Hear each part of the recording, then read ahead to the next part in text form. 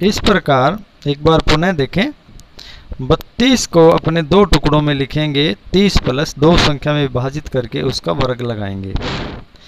अब इन दोनों टुकड़ों को अपने 2 बार कोष्टक में लिखेंगे, 1 और 2, और ये जो टुकड़े किए गए हैं इनको पहली संख्या को पहले कोष्टक के बाहर और दूसरी संख्या को दूसरे कोष्टक के बाहर लिखेंगे।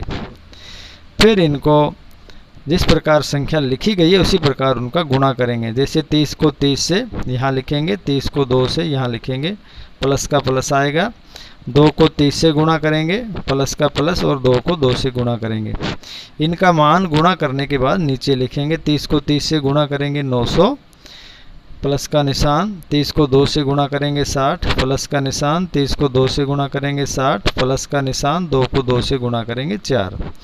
अब इन चारों डिजिट को, चारों संख्याओं को अपने जो योग प्राप्त करेंगे तो इसका योग बनता है 1024।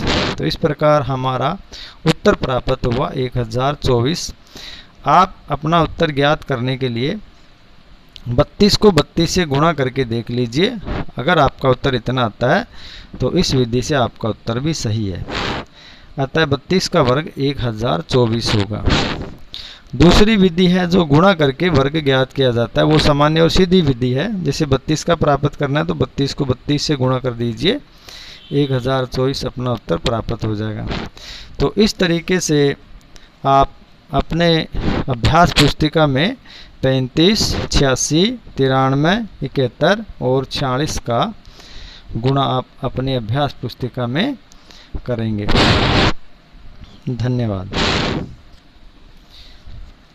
अब है दूसरा प्रश्न, आप थोड़ा ध्यान से सुने, ध्यान से देखें। पाइथागोरस त्रिक के सदस्य ज्ञात करना। पाइथागोरस त्रिक में 3 संख्याएं होती है। उन तीनों संख्याओं में से अपने पास अपने को एक पद दिया गया होगा और दूसरा पद है वो अपने को ज्ञात करना है। तो इसके लिए जैसे 6, 14, 16, 18 अपनी प्रश्नमाला में दी गई संख्याएं हैं, तो इनका तीसरा सदस्य, तीसरा अंक कैसे प्राप्त करेंगे उन अन्य 2 संख्याओं को। तो आप निम्न तरीके से इनके अन्य 2 सदस्य हैं वो ज्ञात कर सकते हैं। जैसे पहली संख्या है 6, तो 6 के अन्य 2 संख्याएं या सदस्य ज्ञात करना। तो इसको हम इस सूत्र से ज्ञात कर सकते हैं। तो यहाँ पर इसका सूत्र है 2m² प्लस, इसको एक बार प्लस में स्क्वायर करके लिखेंगे, एक बार माइनस में। तो m का स्क्वायर -1, m का स्क्वायर और +1। दी गई संख्याओं को अपने स्क्वायर करेंगे यानी वर्ग ज्ञात करेंगे। या अतः इस तरह से दिया हो सकता है 2m बराबर, m यहाँ पर एक त्रिक का सदस्य होगा, तो 2m बराबर m का स्क्वायर -1 और m का स्क्वायर +1। एक बार प्लस में करना है, एक बार माइनस में इसके स्क्वायर को, तो अन्य सदस्य अपने पास प्राप्त हो जाएंगे।